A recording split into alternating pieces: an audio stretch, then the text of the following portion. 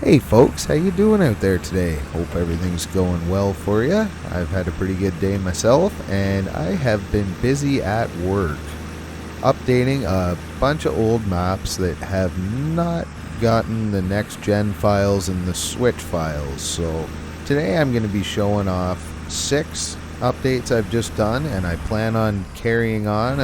That's it for right now. Don't want to clog up the approval process too much, so I'm just going to kind of do them a few at a time. But like I say, 6 maps, you're going to see all 6 of them here real quick. First one we're on right now, you may recognize, is called Aftershock.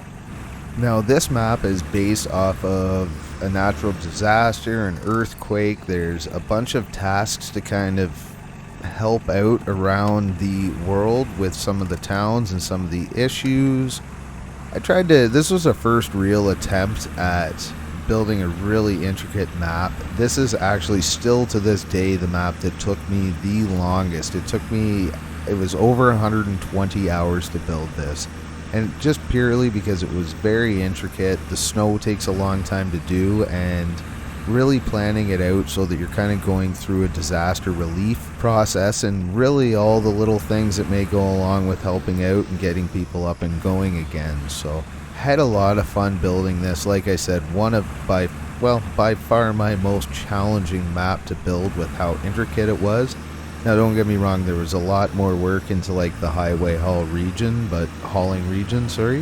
but all in all, as a single map, this one took a lot of time, and it just really showed me how much I could push what this editor can do, and something definitely a little different. For the most part, it was pretty well received, so I haven't been back at this kind of scenario since. Maybe a little intimidated by how long this one took to build. But I did get the second one started, but they changed a lot of stuff in the editor, and I never really got back to it. Not saying I won't ever, but I just haven't rekindled what I was doing and the passion of the map I started. So maybe I'll finish it up and turn it into something else. But yeah, this is just a real quick look back at the Aftershock map, and it's now all files have been put out for Switch, Xbox, and PlayStation, all the systems. So hopefully it gets through relatively soon, and anyone that hasn't seen it or hasn't been able to play it since switching systems should be able to have some fun on it now. This is a good look at some of the destruction in town I was playing with. So now we're going to head over, and we're actually hopping in on the Muskoka Highlands map, which was one of my first real task and all the setup maps that I built. When the editor came out, it was very, very basic. We couldn't do a lot of stuff. In fact, for the first couple weeks, I think all we could do is put a truck on the map and build a little bit. I remember the mud didn't work at first. Good news when it came out is it's basically what the Mudrunner editor was, just a lot more complicated, so I knew how to use it, which was a good start. But I kind of look back, and this is the first time I've driven on this map in a long time, and I can see how raw it looks. I like to think I've maybe got things a little more lifelike now. It seems a little bit empty. I'm still happy and proud of the work I did on this one. It's just kind of funny to see the different style. Now this map is a little bit smaller. It's not a full-size map. I think it's 64 by 64, so you're like 2 kilometers squared. I believe it has 22 tasks on it.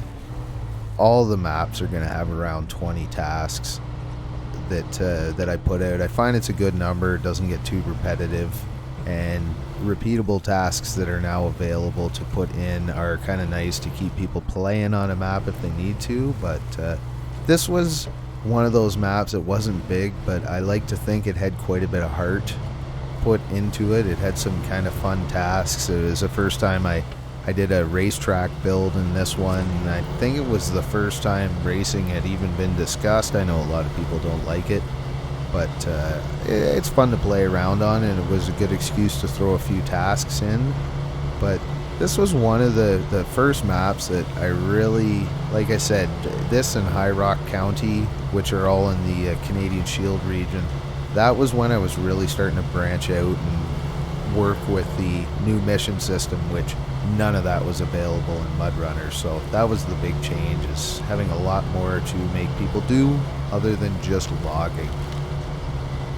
So what we're going to be doing here is heading over to the next update, which is the Ice Roads map, and it is the single map version. Now this is around, and I've tried to go back and update all of them, but this is when we started having issues with the size of region files not working on systems. Now again, I don't know this for sure, but from what I've watched, what I've seen, and what I understand, as they add more DLC to the game, which all comes packaged in the game and they unlock it. So even if you don't have the DLC purchased, it's still in your game files somewhere. And every time they add the DLC files, it basically makes the game take up a little bit more, and it shrinks down the available RAM memory that you can have. So essentially, this is when I started really trying to work on putting out single map versions for the consoles it couldn't get through on. That way everyone can play it. It's a much more fun map in the highway hauling region, because there's a lot of contracts that go map to map that you don't get in this single map version, but it's better than nothing. There's still, I believe, 21, 22, something like that, tasks on this. So there's lots to do on the single map version, and it gives you a chance to get out on the ice. There's hidden breakable ice. There's holes all over in spots you can't really see, and from what I've seen, one of the tougher recovery tasks is pulling that big Azov iceberg out of a breakthrough in the ice, and it really is challenging. I think I used Pogue's Tenno crane to get it out when I was testing, but definitely some good hard tasks on this one.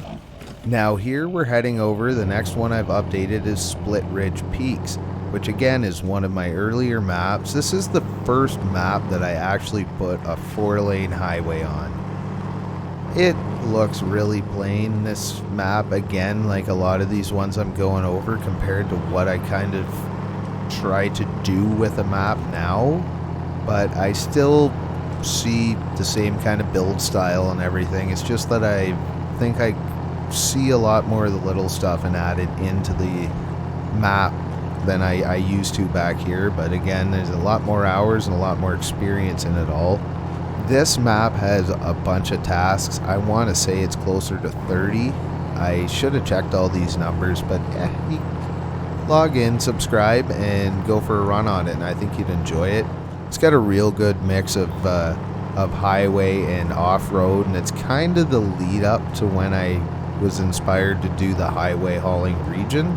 And this one, I know everyone always has a challenge. The garage is at the end of this main highway. So now we're going to head over. I updated the RTC map, which is Remos Test Course. This map is definitely all about testing vehicles. There's a lot of timed routes. This is where I introduced the incline train pull, and I've used it on a couple of maps now.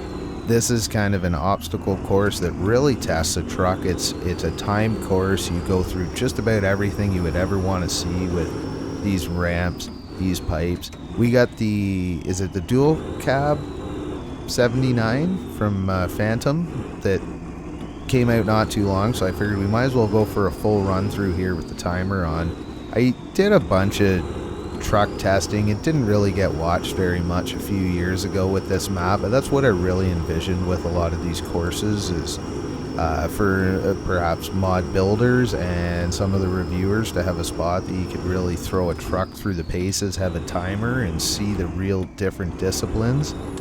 This is lack of driving skill that I stalled out there. You can see this truck, you're bouncing on the hitch when you go up that vertical. There's a lot of trucks that have a tough time getting up. This one's got pretty good traction.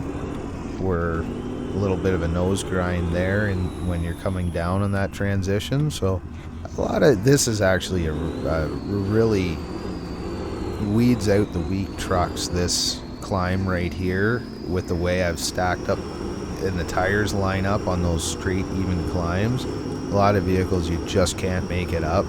So this is one that I really envisioned everyone testing trucks and getting a good feel. And I've done a few more maps over the years that kind of focus on that, but this was the first real attempt. And there's a couple trailer pulls and a train pull that's not on the tracks, which is actually a little bit harder. Just threw it in there for everyone to play with. A bunch of mud pits, but more than anything, it was kind of this obstacle course was one of the main things I thought people would really get a good time out of for comparing trucks. And so far I'm pretty impressed with this 79 here. It just runs right through. Phantom makes some pretty fun mods to play with. Always really big on the suspension flex, and they're not really easily tippable. I think they're pretty realistic weight wise, but they don't fall over like a vanilla truck would.